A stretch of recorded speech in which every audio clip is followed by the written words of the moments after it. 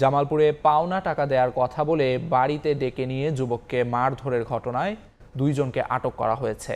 বুধবার রাতে সদরের শাহবাজপুর পূর্বপাড়া এলাকায় হাসমত তালুকদারের বাড়িতে ডেকে নিয়ে মামুন নামে এক যুবককে মারধর করা হয়।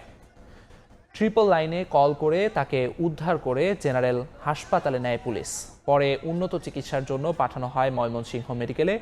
এ ঘটনায় ভুক্তভোগীর বাবা বাদী হয়ে 21 জনকে আসামি করে সদর থানায় মামলা করেন। এদিকে জড়িতদের দৃষ্টান্তমূলক শাস্তির দাবিতে মহাসড়কে অবরোধ করে বিক্ষোভ করেন এলাকাবাসী। হিসাবপাতি করবার যাই যে গ্যামজাম বাজাইছে, গ্যামজাম বাজাই আমার পোলার এই অবস্থায় ধরে গরম মধ্যে মারছে। মায়ের ভিডিওটা দেখলে সবারই চোখের পানি কম বেশি সবারই চোখের পানি পড়ছে। হাসপাতালে দরজার সামনে রূপে ফালাই থুইছে, এটা স্যালাইন নাগাইয়া, আর কোনো মানুষজন নাই, কিছু নেই। পরে এরা যায় অন্তরে করে নিয়ে ডাক্তার খুঁজে পায় না, পরে ময়মনসিং করছে। ওই দিনই আমরা রাত্রে ঊর্ধ্বতন কর্তৃপক্ষের নির্দেশে ঘটনার সাথে যারা সংশ্লিষ্ট আছে এই ধরনের ঘটনার সাথে তাদেরকে আমরা আইনের আওতায় নিয়ে আসার জন্য 2 জনকে আমরা অভিযান পরিচালনা করে ধৃত করি।